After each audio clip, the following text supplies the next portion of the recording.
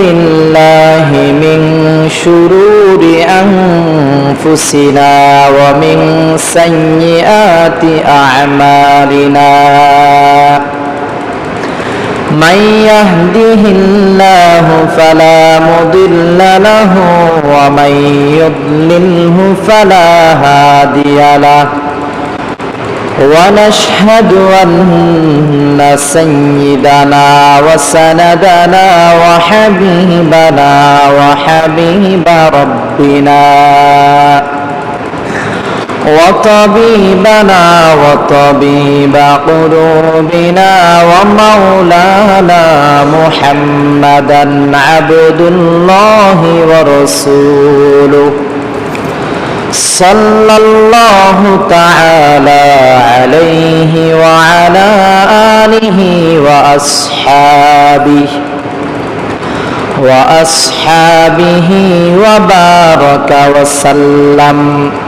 وبارك وسلم تسليما كثيرا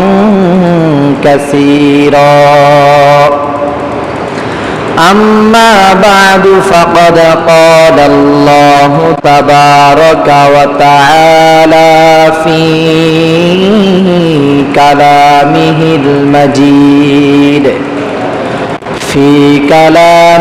المجيد والفرقانه الحميد أعوذ بالله من الشيطان الرجيم بسم الله الرحمن الرحيم وإذ يمكر بك الذين كفروا ليثبتوك أو يقتلوك أو يخرجوك ويمكرون ويمكر الله والله خير الماكرين آمنت بالله صدق الله مولانا العظيم وصدق رسوله النبي الأمي الكريم ونحن على ذلك من الشاهدين والشاكرين والذاكرين والحمد لله رب العالمين إن الله وملائكته يصلون على النبي يا أيها الذين آمنوا صلوا عليه وسلموا تسليما اللهم صل على سيدنا مولانا محمد وعلى آله سيدنا مولانا محمد أرجو পড়ি اللهم صل على سيدنا مولانا محمد وعلى آل سيدنا مولانا محمد بلغ العلا بكماله كشف الدجى بجماله حسنة جميع خصاله صلوا عليه وآله بلغ العلا بكماله كشف الدجى بجماله حسنة جميع خصاله صلوا عليه وآله سبحانك لا علم لنا إلا ما علمتنا إنك أنت العليم الحكيم আল্লাহ পাক রব্বুল আলামিনের দরবারে শুকরিয়া জ্ঞাপন করি যে আল্লাহ পাক রব্বুল আলামিন আমাদের সকলকে আল্লাহ তাআলার সবচেয়ে প্রিয় জায়গা মসজিদে আসা এবং বসার তৌফিক এনায়েত করেছেন। এজন্য আমরা সকলেই কালিমাতুশ শুকরিয়া আদায় করে আলহামদুলিল্লাহ। যে কোনো নেক আমল করতে পারা, যে কোনো নেক আমল আঞ্জাম দিতে পারা, এটা একমাত্র আল্লাহ তাআলার কুদরত ছাড়া কোনো মানুষের পক্ষে সম্ভব নয়। যেহেতু আল্লাহ পাক রব্বুল আলামিন এলাকার সমস্ত মানুষ থেকে আগেভাগে আমাদেরকে মসজিদে এনেছেন, এই জন্য আমরা আবার আল্লাহ তাআলার কালিমাতুশ শুকরিয়া আদায় করি আলহামদুলিল্লাহ। আজকে আমার আলোচ্য বিষয়বস্তু হলো হিজরত সম্পর্কে। রব্বে কারীম যদি তৌফিক এনায়েত করেন তাহলে হিজরত নিয়ে আলোচনা করার চেষ্টা করব ইনশাআল্লাহ। হিজরত এটা হলো হাজারা ইয়াহজুরু থেকে, অর্থাৎ পরিত্যাগ করা, পরিত্যাগ করা। দেশ, স্থান, বাড়ি ঘর, সন্তান, মাতা পিতা পরিত্যাগ যারা করে তাদেরকে বলে মুহাজির। তাদেরকে কি বলে? মুহাজির। এটা একমাত্র রাসূলের জমানার সাথে খাস ছিল, এখনকার যুগে তো অসম্ভব। নিজের বাড়ি, নিজের ঘর, নিজের সন্তানাদি, নিজের স্ত্রী, নিজের দেশ অনেকে ছাড়তে অনেকের অনেক কষ্ট হয়, ঠিক না বে ঠিক? রাসূলের যুগেই এটা সম্ভব ছিল। তার কারণ একটাই, সেটা হলো সাহাবায়ে কারাম রাসূলের জন্য এত পাগল পারা ছিলেন, নিজের সন্তানাদি তো দূরের কথা, নিজের স্ত্রী, নিজের ঘর বাসিন্দা এগুলো তো দূরের কথা, নিজের জান পর্যন্ত ওনারা দিতে দ্বিধাবোধ করতেন না। এজন্য ওনারা মক্কা থেকে মদিনায় হিজরত করাটা ওনাদের পক্ষে সম্ভব ছিল, সম্ভব ছিল। রাসূলের হিজরত এটা হচ্ছে একটা যুগান্তকারী একটি ঘটনা, মর্মান্তিক একটি ঘটনা, হৃদয় বিদারক একটি ঘটনা, যাহা প্রতিটি মুমিন মুসলমানকেই এই ঘটনা শুনলেই কাঁদায়। বিশ্বনবী সাল্লাল্লাহু আলাইহি সাল্লাম হিজরত করবেন। হিজরতকে কেন্দ্র করে রব্বে কারীম সূরা আনফালের 29 নম্বর আয়াত রাসূলের জন্য নাযিল করেছেন। এই আয়াতের মধ্যে রব্বে কারীম রাসূলকে কেন্দ্র করে বলেন, ওয়া ইয ইয়ামকুরু বিকাল্লাযীনা কাফারু লিয়ুসবিতুকা আও ইয়াকতুলুকা আও ইউখরিজুক ওয়া ইয়ামকুরুনা ওয়া ইয়ামকুরুল্লাহ ওয়াল্লাহু খায়রুল মাকিরিন। নবী গো, কাফেররা তারা পরামর্শ করলো, তারা সিদ্ধান্ত করলো, কৌশল এখতিয়ার করলো যে আপনাকে লিয়ুসবিতুকা আটক করার জন্য, গ্রেফতার করার জন্য, আও ইয়াকতুলুকা আপনাকে হত্যা করার জন্য, আও ইউখরিজুকা আপনাকে দেশান্তর করার জন্য, ওয়া ইয়ামকুরুনা ওয়া ইয়ামকুরুল্লাহ তারাও কৌশল এখতিয়ার করলো, কৌশল অবলম্বন করলো। আমি আল্লাহ তাআলাও কৌশল অবলম্বন করলাম। ওয়াল্লাহু খায়রুল মাকিরিন আমি আল্লাহ তাআলাই হচ্ছি সবচেয়ে বড় কৌশলের, সর্বোত্তমের, সর্বোচ্চ পর্যায়ের অধিকারী। বিশ্বনবী সাল্লাল্লাহু আলাইহি ওয়াসাল্লামকে হত্যা করার জন্য মক্কা নগরীতে, আরব কান্ট্রিতে একটি সংসদ ভবন ছিল, যেটাকে আরবিতে বলা হয় দারুন নদওয়া। দারুন নদওয়া। যখন দেখতে পেল যে রাসূলের দল দিন দিন বাড়তেছে, কমছে না, রাসূলের দিন দিন কালিমার পতাকা জমিনের বুকে উঠতেছে, এটা নিচে নামতেছে না, তখন তারা কৌশল অবলম্বন করলো কিভাবে রাসূলের দ্বীনকে খতম করা যায়, কিভাবে মুহাম্মদকে হত্যা করা যায়, মুহাম্মদকে কিভাবে এই পৃথিবী থেকে নিশ্চিহ্ন করা যায়, এই পরামর্শ তারা করতে লাগলো। এক পর্যায়ে সিদ্ধান্ত হলো যে আরব কান্ট্রিতে যে সংসদ ভবনটা আছে এখানে একটা বৈঠক বসুক, এখানে একটা বৈঠক হোক।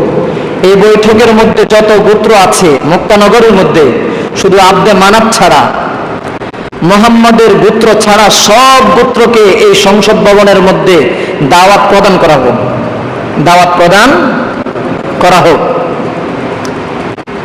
সংসদ ভবনটা সুন্দর করে আলোকসজ্জা করে তারা প্রস্তুতি গ্রহণ করলো যে সংসদ ভবনের মধ্যে যে সিদ্ধান্ত হবে সেই সিদ্ধান্ত অনুযায়ী মুহাম্মদকে হত্যা করা হবে এবং তার অনুসারীদেরকেও হত্যা করা হবে।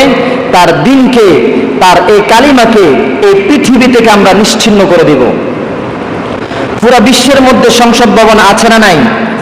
আরো জোরে বলেন, আছে না নাই? বাংলাদেশের মধ্যে আছেনি?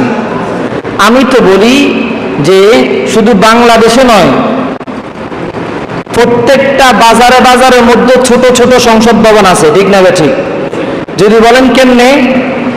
ওখানের মধ্যে স্পিকার থাকে স্বয়ং দোকানদার, স্বয়ং কি, আর ওখানের মধ্যে বিভিন্ন এমপি মন্ত্রী, মোটামুটি একটু ধরে নেন, এখানে আব্দুল্লাহ বলে একটা, আব্দুল সাত্তার বলে আরেকটা।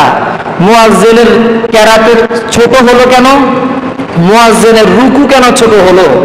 মুয়াজ্জিনের কিয়াম কেন বড় হলো? মুয়াজ্জিনে এভাবে চলে কেন? ইমাম সাহেব এভাবে চলে কেন?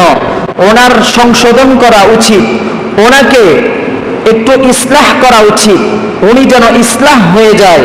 আরো বিভিন্ন গীবত নিয়ে বিভিন্ন বাজারের বিভিন্ন দোকানের মধ্যে সংসদ ভবন ছোট ছোট হয় কি হয় না? ঠিক না ঠিক? এখানে দোকানের মধ্যে যে স্পিকার থাকে উনিও গুনাহগার হবে, ঠিক তেমনই ভাবে যারা পর্যালোচনা করে তারাও গুনাহগার হবে। কারণ হচ্ছে এই যে পর্যালোচনা, একে অপরের সাথে কথোপকথন, এটাকে বলে গীবত। এটাকে বলে কি? গীবত। এই গীবত গুনাহ আমরা পরিহার করা উচিত কি উচিত না? সকলে করবো তো ইনশাআল্লাহ। আজ থেকে দোকানের মধ্যে যেই গীবত নিয়ে আলোচনা করতে চাইবে, এটা মুয়াজ্জিনকে কেন্দ্র করে হোক, এটা কোনো ইমামকে কেন্দ্র করে হোক, অথবা অন্য কোনো ব্যক্তিকে কেন্দ্র করে হোক, পারলে তার মুখ বন্ধ করা উচিত কি উচিত না? আপনি এটা খেয়াল রাখবেন, পৃথিবীর মধ্যে সবচেয়ে সহজ কাজ হচ্ছে মানুষের সমালোচনা করা। মানুষের কি করা? সমালোচনা। একটা সুস্থবান ব্যক্তিও সে সমালোচনা করতে সক্ষম।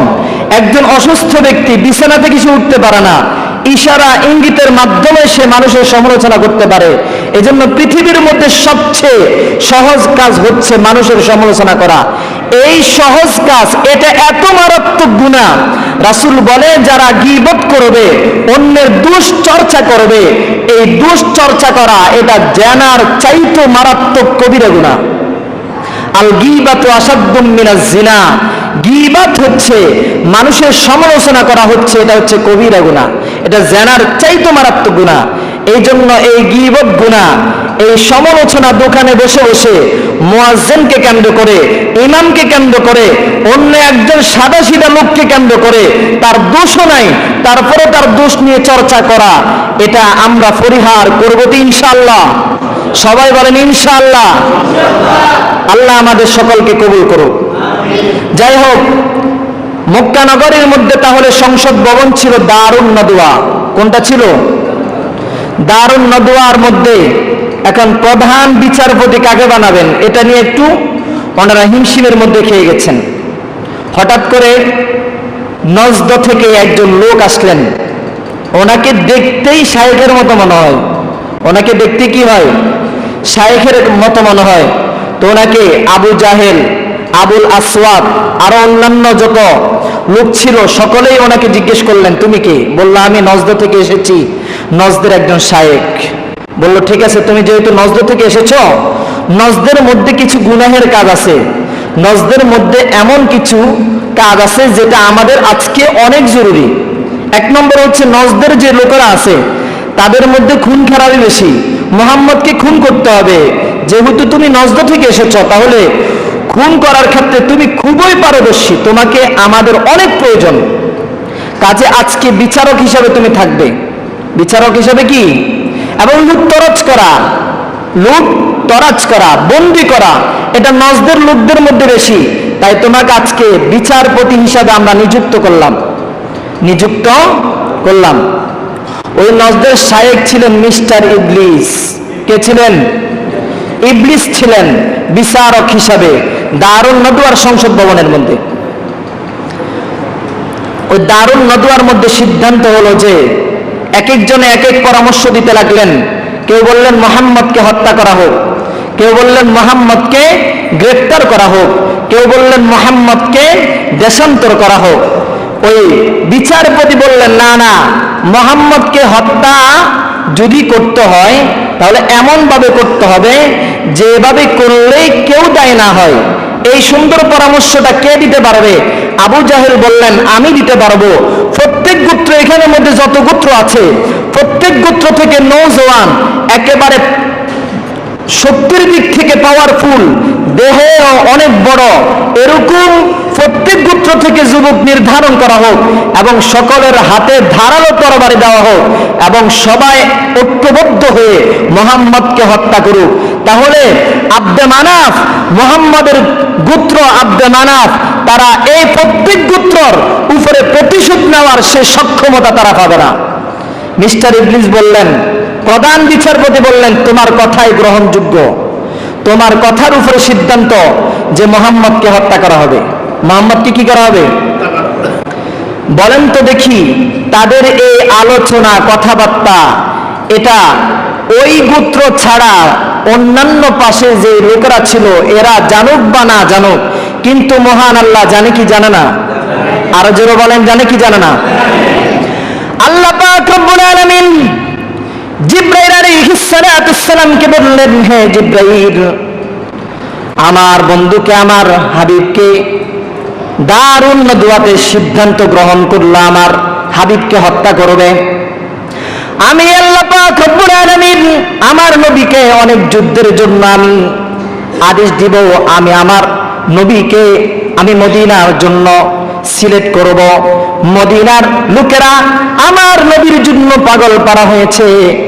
আমার নবীকে দেখার জন্য আমি আল্লাহ তাআলা জিবরাইল তোমাকে আদেশ দিচ্ছি, তারা কি কি আলোচনা করেছে তুমি আমার আয়াতের মাধ্যমে আমার নবীকে জানায়া দাও।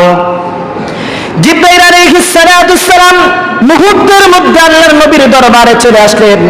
আল্লাহর নবীকে বললেন, ওয়াইদ ইয়ামকুরু বিকাল্লাযীনা কাফারু লিয়ুসবিতুকা আও ইয়াকতুলুকা আও ইখরিজুক ওয়া ইয়ামকুরুনা ওয়া ইয়ামকুরুল্লাহ ওয়াল্লাহু খায়রুল মাকিরিন। আল্লাহর নবী বিশ্ব নবী সাল্লাল্লাহু আলাইহি ওয়াসাল্লামকে বললেন, হে নবী, কাফেররা তিনটি প্রস্তাব করলেন।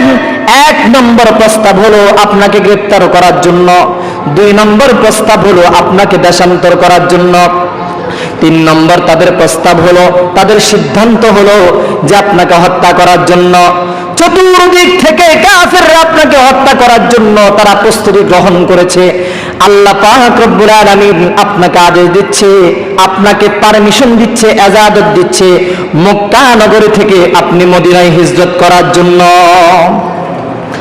আল্লাহর নবী বিশ্ব নবী সাল্লাল্লাহু আলাইহি ওয়াসাল্লামকে জিবরাইল আলাইহিস সালাতুস সালাম কখন বললেন? যে সময় বিশ্ব নবী সাল্লাল্লাহু আলাইহি ওয়াসাল্লাম নিজের আসনের মধ্যে ছিলেন, নিজের খাটের মধ্যে শোয়া অবস্থায় ছিলেন। আল্লাহর নবীকে জিবরাইল জাগ্রত করলেন, নবী গো, আজকে রাত্রে আপনি আপনার এই ঘর থেকে আপনার এই দেশটা আপনি পরিত্যাগ করতে হবে, ছাড়তে হবে, আর এটা আল্লাহ তাআলার আদেশ। আল্লাহর নবী বিশ্ব নবী সাল্লাল্লাহু আলাইহি ওয়াসাল্লাম থেকে জানতেন যে মদিনাতে হিজরত করতে হবে। আল্লাহর নবী বিশ্ব নবী সাল্লাল্লাহু আলাইহি ওয়াসাল্লাম মদিনায় যাবেন হিজরত করার জন্য। কাকে বন্ধু হিসাবে সিলেক্ট করবেন? আল্লাহর নবী বললেন, হে আবু বকর, আমি মদিনায় যাব, হিজরত করব, এই হিজরতের বন্ধু হিসাবে আমি তোমাকে গ্রহণ করতে চাই, তোমার কি মত? আবু বকর বললেন, নবী গো, আমার মা বাবা কোরবান হোক, আমার সন্তান সন্ততি, আমার স্ত্রী, আমার ছেলে সন্তান সবাই কোরবান হোক, আপনার জন্য আমি আবু বকর জীবন দিতে প্রস্তুত। আল্লাহর নবী বিশ্ব নবী সাল্লাল্লাহু আলাইহি ওয়াসাল্লাম ঘর থেকে বের হচ্ছিলেন। দেখতেছেন যে সব গোত্রের যুবকেরা ধারালো তরবারি নিয়ে রাসূলের সামনে দাঁড়ায়, দণ্ডায়মান আছেন, দাঁড়ানো আছেন। আল্লাহর নবীকে আল্লাহ পাক রব্বুল আলামিন বললেন, নবী গো, আমি আল্লাহ তাআলা আপনাকে রক্ষা করার জন্য, আমি আল্লাহ তাআলা হচ্ছি হাফেজ, আমি আল্লাহ তাআলা হচ্ছি আপনার জন্য সবচেয়ে বড় রক্ষণকারী। আমি আল্লাহ তাআলা আপনাকে পারমিশন দিচ্ছি, আপনার সামনে বালু আছে, আপনি আপনার হাত দিয়ে আপনি বালুটা নেন এবং সূরা ইয়াসিনটা তেলাওয়াত করে তাদের চোখের মধ্যে নিক্ষেপ করেন। আল্লাহ নবী বিশ্বনবী সাল্লাল্লাহু আলাইহি ওয়াসাল্লাম সূরা ইয়াসিনটা তেলাওয়াত করলেন। ইয়াসিন ওয়াল কুরআনিল হাকীম ইন্নাকা লামিনাল মুরসালিন আলা সিরাতিম মুস্তাকিম তানজিলাল আজিজির রহিম لتنذر قوما ما أنذر آباؤهم فهم غافلون لقد حق القول على أكثرهم فهم لا يؤمنون إنا جعلنا في أعناقهم أغلالا فهي إلى الأذقان فهم مقمحون وجعلنا من بين أيديهم سدا ومن خلفهم سدا فأغشيناهم فهم لا يبصرون الله نبي سورة ياسين وجعلنا من بين أيديهم এই আয়াতটা বারবার করে ফু দিয়েছেন। আল্লাহর নবী হাতের মুঠের মধ্যে যে বালু কণা নিয়েছেন, এই বালুগুলো প্রত্যেক গোত্রের যুবকদের চোখের মধ্যে নিক্ষেপ করলেন। এখন আল্লাহর নবী নিক্ষেপ করলেন একদিকে, চতুর্দিকে সব গোত্রের যুবকদের চোখের মধ্যে কেমনে চলে গেল। আল্লাহ পাক রব্বুল আলামিন বলে, হে নবী, আপনি যে গোত্রের কয়েকজন যুবকের চোখের মধ্যে নিক্ষেপ করলেন, আমি আল্লাহ পাক রব্বুল আলামিন যত গোত্রের যুবক আছে সব গোত্রের যুবকদের চোখের মধ্যে আমি বালুগুলো পৌঁছে দিয়েছি এবং তাদের চোখকে আমি আল্লাহ তাআলা বন্ধ করে দিয়েছি। আল্লাহ নবী বিশ্বনবী সাল্লাল্লাহু আলাইহি ওয়াসাল্লাম ঘর থেকে বেরিয়ে যাচ্ছেন। আলী রাদিয়াল্লাহু তাআলা আনহুকে বললেন, হে আলী, কাফেরদের আমানত আমি নবী আমার কাছে আছে, তুমি আমানতগুলো তোমার কাছে রেখে আমার চুকির মধ্যে, আমার বিছানার মধ্যে তুমি চাদরটা গায়ে তুমি ঘুমিয়ে যাও। আল্লাহর নবীর এই কথার জবাবে আলী রাদিয়াল্লাহু তাআলা আনহু বললেন, নবী গো, আমি জানি গত আগামীকালকে যে কাফেররা আপনাকে মনে করে আমাকে হত্যা করবে, তবে আমি এগুলো দ্বিধাবোধ করি না। আপনার সন্তুষ্টির জন্য আমি আলী কাফেরদের হাতে টুকরা টুকরা হতে আমি রাজি। আল্লাহ নবী বিশ্বনবী সাল্লাল্লাহু আলাইহি ওয়াসাল্লাম বের হয়ে গেলেন। হাঁটতে হাঁটতে আবু বকর সিদ্দিক রাদিয়াল্লাহু তাআলা আনহুর ঘরে চলে গেলেন। আবু বকর রাদিয়াল্লাহু তাআলা আনহুর ঘরের সামনে যায় এভাবে নক করলেন। আবু বকর হঠাৎ করে ঘুম থেকে উঠে আল্লাহ নবীর জবাবে বললেন, লাব্বাইকা ওয়া সাদাইকা ইয়া রাসূলুল্লাহ, হে নবী, আপনাকে স্বাগতম, হে আল্লাহর রাসূল। আবু বকরকে আল্লাহর নবী বললেন, আবু বকর, ঘুম থেকে তো জাগ্রত করার জন্য কয়েকবার তো মানুষকে জাগ্রত করতে হয়, কয়েকবার তো ডাকতে হয়। আমি আল্লাহর নবী তোমাকে একবার ডাকার সাথে সাথে আবু বকর তুমি কেমনে তুমি ঘুম থেকে উঠে গেলা? আবু বকর বলেন, হে নবী, 6 মাস আগে আপনি বলেছিলেন হিজরত করবেন।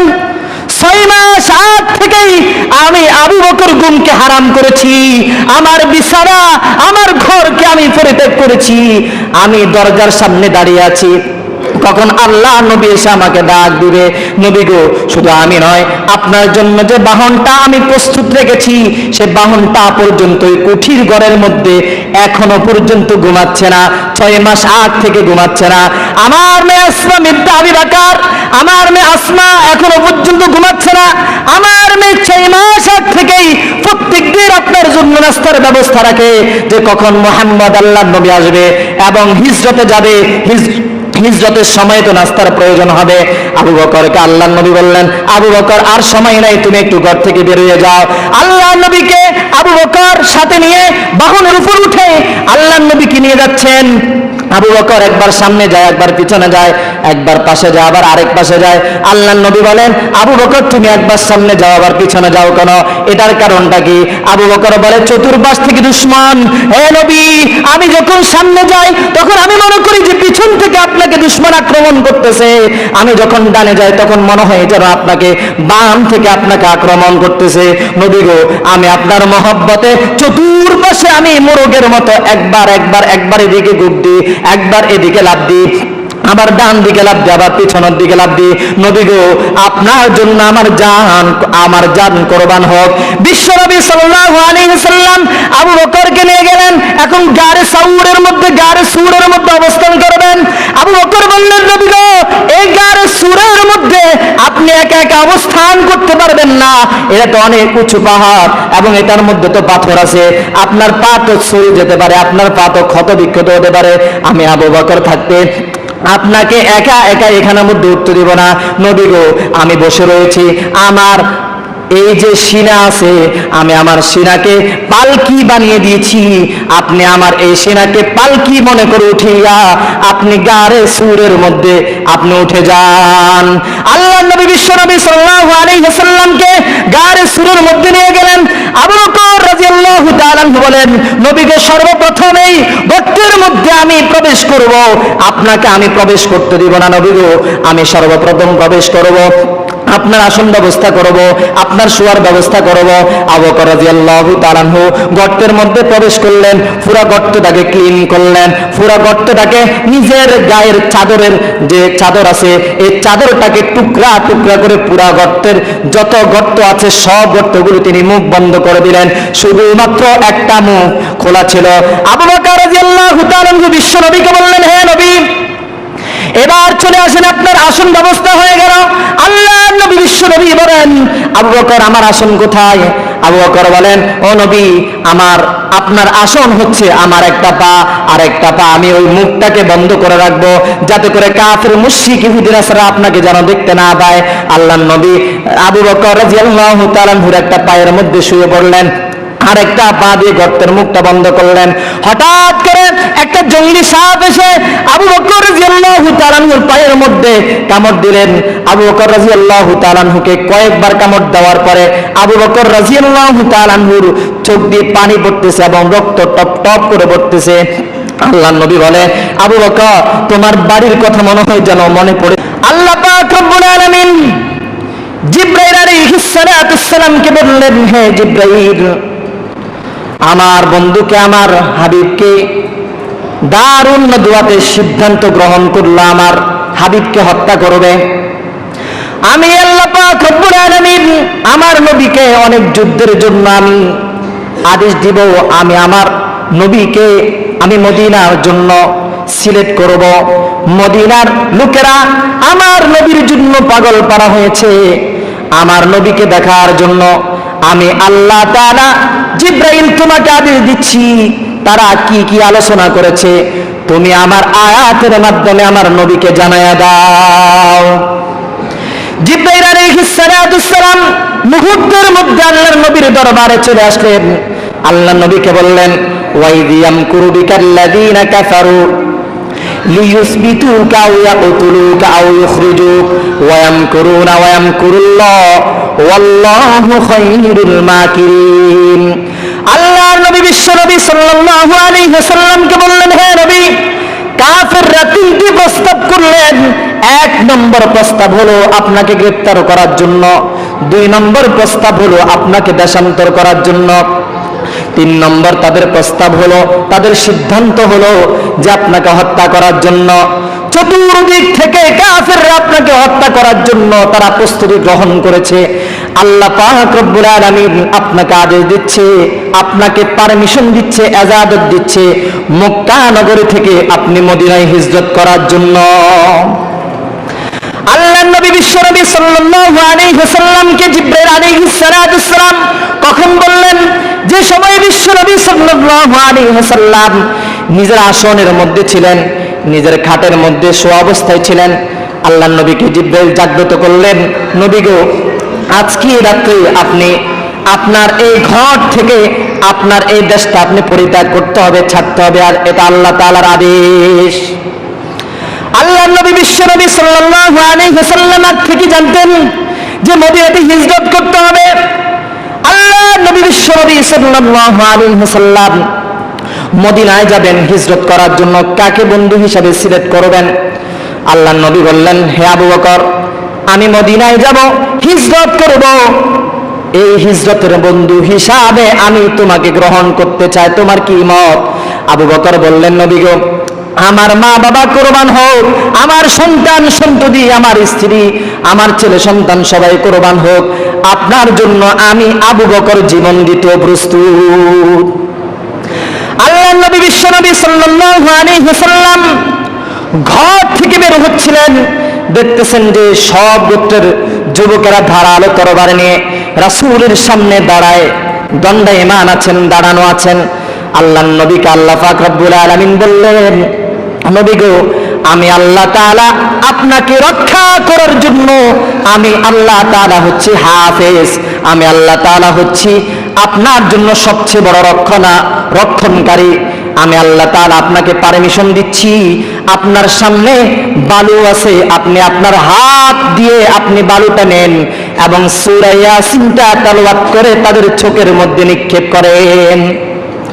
আল্লাহর নবী বিশ্বনবী সাল্লাল্লাহু আলাইহি ওয়াসাল্লাম সূরা ইয়াসিনটা তেলাওয়াত করলেন, ইয়াসিন ওয়াল কুরআনিল হাকীম ইন্নাকা লামিনাল মুরসালিন আলা সিরাতিম মুস্তাকিম তানজিলাল আজিজির রহিম لتنذر قوما ما أنذر آباؤهم فهم غافلون لقد حق القول على أكثرهم فهم لا يؤمنون إنا جعلنا في أعناقهم أغلالا فهي إلى الأذقان فهم مقمحون وجعلنا من بين أيديهم سدا ومن خلفهم سدا فأغشيناهم فهم لا يبصرون الله ربي سورة ياسين وجعلنا من بين أيديهم এই আয়াতটা বারবার পড়ে ফু দিয়েছেন। আল্লাহর নবী হাতের মুঠের মধ্যে যে বালু কণা নিয়েছেন, এই বালুগুলো প্রত্যেক গোত্রের যুবকদের চোখের মধ্যে নিক্ষেপ করলেন। এখন আল্লাহর নবী নিক্ষেপ করলেন একদিকে, চতুর্দিকে সব গোত্রের যুবকদের চোখের মধ্যে কেমনে চলে গেল। আল্লাহ পাক রব্বুল আলামিন বলে, হে নবী, আপনি যে গোত্রের কয়েকজন যুবকের চোখের মধ্যে নিক্ষেপ করলেন, আমি আল্লাহ পাক রব্বুল আলামিন যত গোত্রের যুবক আছে সব গোত্রের যুবকদের চোখের মধ্যে আমি বালুগুলো পৌঁছে দিয়েছি এবং তাদের চোখকে আমি আল্লাহ তাআলা বন্ধ করে দিয়েছি।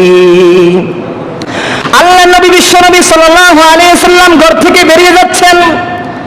আলী রাদিয়াল্লাহু তাআলা আনহুকে বললেন, হে আলী, কাফেরদের আমানত আমি নবী আমার কাছে আছে, তুমি আমানতগুলো তোমার কাছে রেখে আমার চুকির মধ্যে, আমার বিছানার মধ্যে তুমি চাদরটা গায়ে তুমি ঘুমিয়ে যাও। আল্লাহর নবীর এই কথার জবাবে আলী রাদিয়াল্লাহু তাআলা আনহু বললেন, নবী গো, আমি জানি আগামীকালকে যে কাফেররা আপনাকে মনে করে আমাকে হত্যা করবে, তবে আমি এগুলো দ্বিধাবোধ করি না। আপনার সন্তুষ্টির জন্য আমি আলী কাফেরদের হাতে টুকরা টুকরা হতে আমি রাজি। আল্লাহ নবী বিশ্বনবী সাল্লাল্লাহু আলাইহি ওয়াসাল্লাম বের হয়ে গেলেন। হাঁটতে হাঁটতে আবু বকর সিদ্দিক রাদিয়াল্লাহু তাআলা আনহুর ঘরে চলে গেলেন। আবু বকর রাদিয়াল্লাহু তাআলা আনহুর ঘরের সামনে যায় এভাবে নক করলেন। আবু বকর হঠাৎ করে ঘুম থেকে উঠে আল্লাহ নবীর জবাবে বললেন, লাব্বাইকা ওয়া সাদাইকা ইয়া রাসূলুল্লাহ, হে নবী, আপনাকে স্বাগতম, হে আল্লাহর রাসূল। আবু বকরকে আল্লাহর নবী বললেন, আবু বকর, ঘুম থেকে তো জাগ্রত করার জন্য কয়েকবার তো মানুষকে জাগ্রত করতে হয়, কয়েকবার তো ডাকতে হয়। আমি আল্লাহর নবী তোমাকে একবার ডাকার সাথে সাথে আবু বকর তুমি কেমনে তুমি ঘুম থেকে উঠে গেলা? আবু বকর বলেন, হে নবী, 6 মাস আগে আপনি বলেছিলেন হিজরত করবেন। 6 মাস আগ থেকেই আমি আবু বকর ঘুমকে হারাম করেছি। আমার বিছানা, আমার ঘরকে আমি পরিত্যাগ করেছি। আমি দরজার সামনে দাঁড়িয়ে আছি, কখন আল্লাহ নবী এসে আমাকে ডাক দিবে। নবী গো, শুধু আমি নয়, আপনার জন্য যে বাহনটা আমি প্রস্তুত রেখেছি, সে বাহনটা পর্যন্ত ওই কুঠির ঘরের মধ্যে এখনো পর্যন্ত ঘুমাচ্ছে না। 6 মাস আগ থেকে ঘুমাচ্ছে না। আমার মেয়ে আসমা বিনতে আবি বকর, আমার মেয়ে আসমা এখনো পর্যন্ত ঘুমাচ্ছে না। আমার মেয়ে 6 মাস আগ থেকেই প্রত্যেকদিন আপনার জন্য নাস্তার ব্যবস্থা রাখে, যে কখন মুহাম্মদ আল্লাহর নবী আসবে এবং হিজরতে যাবে। হিজরতের সময় তো নাস্তার প্রয়োজন হবে। আবু বকরকে আল্লাহর নবী বললেন, আবু বকর, আর সময় নাই, তুমি একটু ঘর থেকে বেরিয়ে যাও। আল্লাহর নবীকে আবু বকর সাথে নিয়ে বাহনের উপর উঠে আল্লাহর নবীকে নিয়ে যাচ্ছেন। আবু বকর একবার সামনে যায়, একবার পিছনে যায়, একবার পাশে যায়, আবার আরেক পাশে যায়। আল্লাহর নবী বলেন, আবু বকর, তুমি একবার সামনে যাও, আবার পিছনে যাও কেন? এটার কারণটা কি? আবু বকর বলে, চতুর্পাশ থেকে দুশমন। হে নবী, আমি যখন সামনে যাই তখন আমি মনে করি যে পিছন থেকে আপনাকে দুশমন আক্রমণ করতেছে। আমি যখন ডানে যাই তখন মনে হয় যেন আপনাকে বাম থেকে আপনাকে আক্রমণ করতেছে। নবী গো, আমি আপনার মহব্বতে চতুর্পাশে আমি মোরগের মতো একবার এদিকে গুপ দিই, একবার এদিকে লাফ দিই, আবার ডান দিকে লাফ দিই, আবার পিছনের দিকে লাফ দিই। নবী গো, আপনার জন্য আমার জান কোরবান হোক। বিশ্বনবী সাল্লাল্লাহু আলাইহি ওয়াসাল্লাম আবু বকরকে নিয়ে গেলেন। এখন গারে সুরের মধ্যে অবস্থান করবেন। আবু বকর বললেন, নবী গো, এই গারে সুরের মধ্যে আপনি একা একা অবস্থান করতে পারবেন না। এটা তো অনেক উঁচু পাহাড় এবং এটার মধ্যে তো পাথর আছে, আপনার পা তো ছড়ে যেতে পারে, আপনার পা তো ক্ষত বিক্ষত হতে পারে।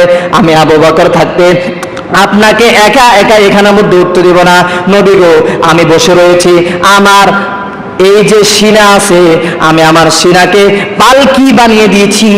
আপনি আমার এই সিনাকে পালকি মনে করে উঠিয়া আপনি গারে সুরের মধ্যে আপনি উঠে যান। আল্লাহ নবী বিশ্বনবী সাল্লাল্লাহু আলাইহি ওয়াসাল্লামকে গারে সুরের মধ্যে নিয়ে গেলেন। আবু বকর রাদিয়াল্লাহু তাআলা বলেন, নবী গো, সর্বপ্রথমেই গর্তের মধ্যে আমি প্রবেশ করব, আপনাকে আমি প্রবেশ করতে দিব না। নবী গো, আমি সর্বপ্রথম প্রবেশ করব, আপনার আসন ব্যবস্থা করব, আপনার শোয়ার ব্যবস্থা করব। আবু বকর রাদিয়াল্লাহু তাআলা গর্তের মধ্যে প্রবেশ করলেন, পুরো গর্তটাকে ক্লিন করলেন, পুরো গর্তটাকে নিজের গায়ের চাদরের যে চাদর আছে, এই চাদরটাকে টুকরা টুকরা করে পুরো গর্তের যত গর্ত আছে সব গর্তগুলো তিনি মুখ বন্ধ করে দিলেন, শুধুমাত্র একটা মুখ খোলা ছিল। আবু বকর রাদিয়াল্লাহু তাআলা বিশ্ব নবীকে বললেন, হে নবী, এবার চলে আসেন, আপনার আসন ব্যবস্থা হয়ে গেল। আল্লাহ নবী বিশ্ব নবী বলেন, আবু বকর, আমার আসন কোথায়? আবু বকর বলেন, ও নবী, আপনার আসন হচ্ছে আমার একটা পা, আর একটা পা আমি ওই মুখটাকে বন্ধ করে রাখবো, যাতে করে কাফের মুশরিক ইহুদিরা আপনাকে যেন দেখতে না পায়। আল্লাহ নবী আবু বকর রাদিয়াল্লাহু তাআলা একটা পায়ের মধ্যে শুয়ে পড়লেন, আরেকটা পা দিয়ে গর্তের মুখটা বন্ধ করলেন। হঠাৎ করে একটা জঙ্গলি সাপ এসে আবু বকর রাদিয়াল্লাহু তাআলার পায়ের মধ্যে কামড় দিলেন। আবু বকর রাদিয়াল্লাহু তাআলাকে কয়েকবার কামড় দেওয়ার পরে আবু বকর রাদিয়াল্লাহু তাআলার চোখ দিয়ে পানি পড়তেছে এবং রক্ত টপ টপ করে পড়তেছে। আল্লাহর নবী বলে, আবু বকর, তোমার বাড়ির কথা মনে হয় যেন মনে